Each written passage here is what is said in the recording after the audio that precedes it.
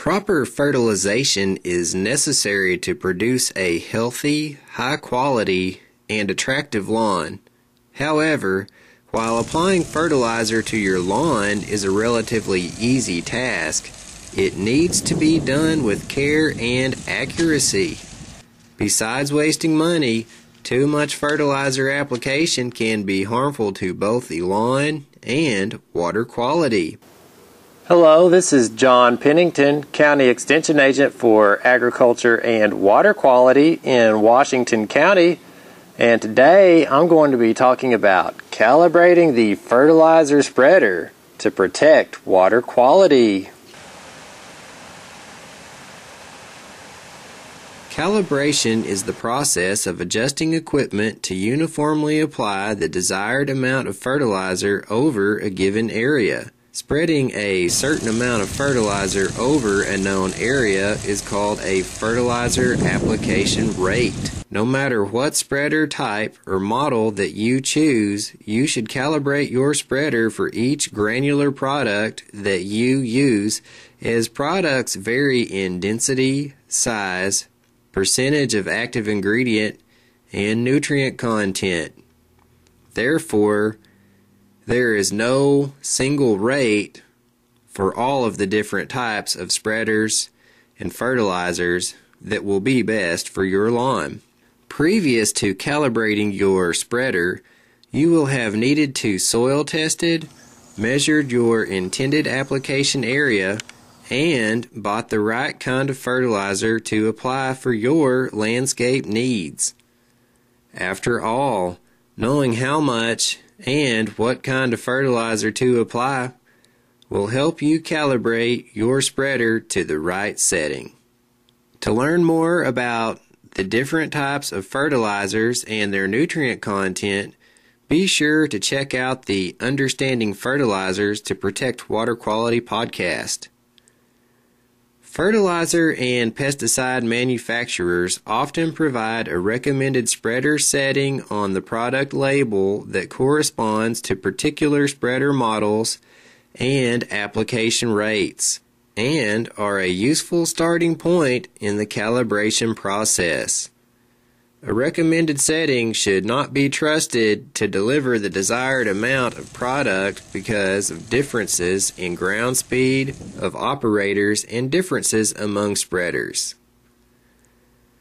Spreaders can be calibrated in several ways, and to learn more about those different ways, you can check out the Fertilizing Your Lawn Extension Fact Sheet.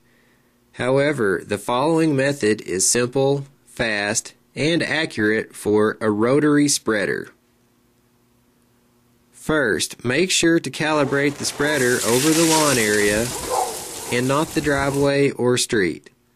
If you do this activity over concrete, not only will you be wasting money, but the fertilizer will be washed into a storm drain leading to creeks or other waterways the next time it rains and contribute to water pollution. Next, check out the recommended fertilizer setting on the product bag or your spreader.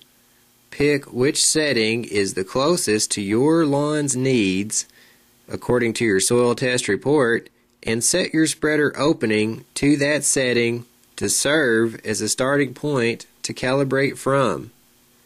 Now, get some aluminum cooking pans or other catchment devices and set them out along the first part of your fertilization path so that one pan is at the outer edge of your fertilizer throw pattern, one is in the middle, and one is next to the spreader.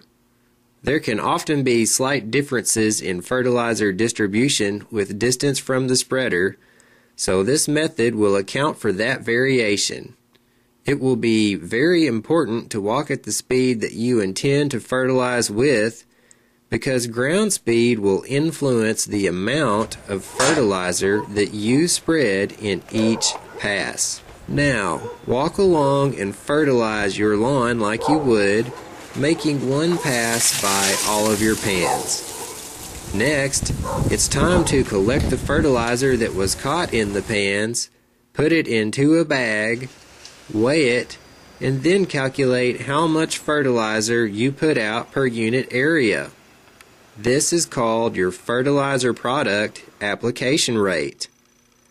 Be sure to weigh the bag first by itself and record the fertilizer weight plus the bag after.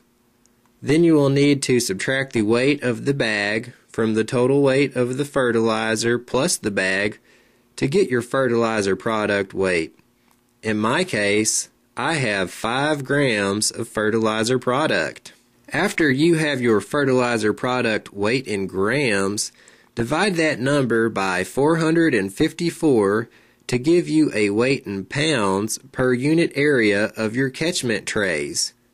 In my case, it would be pounds per 3 square feet, since the cooking pans I use to collect the fertilizer are all about a square foot apiece, and I used 3 of them. So I have 3 square feet, which divides into 1,000 feet, the number my recommendation is based on, about 333.3 times. So now I will multiply 333.3 times 0.011, the number I got from dividing my fertilizer weight in grams by 454 to change the measurement unit to pounds. And I get 3.66 pounds per 1,000 square feet. Remember, this number is just the rate of fertilizer product that I am putting out, not the rate of nitrogen, potassium, or phosphorus contained within the fertilizer product. It is important to remember that you will need to match the fertilizer grade or percentage of nutrient per weight of your product with your soil test report recommendation as listed per 1,000 square feet. In this case, the fertilizer that I used is 29% urea nitrogen, as denoted with the asterisk on the fertilizer label. Of course, urea is only 46% nitrogen, which means that out of the 29% nitrogen listed on the bag, I will have to multiply it by the percentage of urea that is in that 29%. So, I will take the 3.6 pound product rate and multiply it by 29%. That equals 1.06 pounds of urea nitrogen. Since urea nitrogen is only 46% nitrogen, I will now multiply 1.06 pounds by 46%, and the resulting number of about 1/2 pound is my true nitrogen application rate. This is about 1/2 pound shy of my recommended rate per 1,000 square feet, according to my soil test report recommendations. Now I will increase the spreader opening about double to allow more fertilizer out at a time.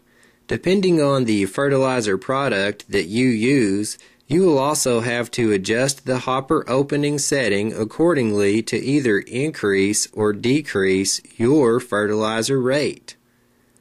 Repeat the process until your active fertilizer nutrient application per 1,000 square feet matches your soil test report. Now fill your spreader up with your fertilizer product and you are ready to fertilize based on your soil test report and do your part to protect water quality by knowing how much fertilizer you are applying to your lawn, garden, or landscaped area. For more information on protecting water quality, contact your local county extension office or watershed partnership. This podcast was funded by the Arkansas Natural Resource Commission and Environmental Protection Agency.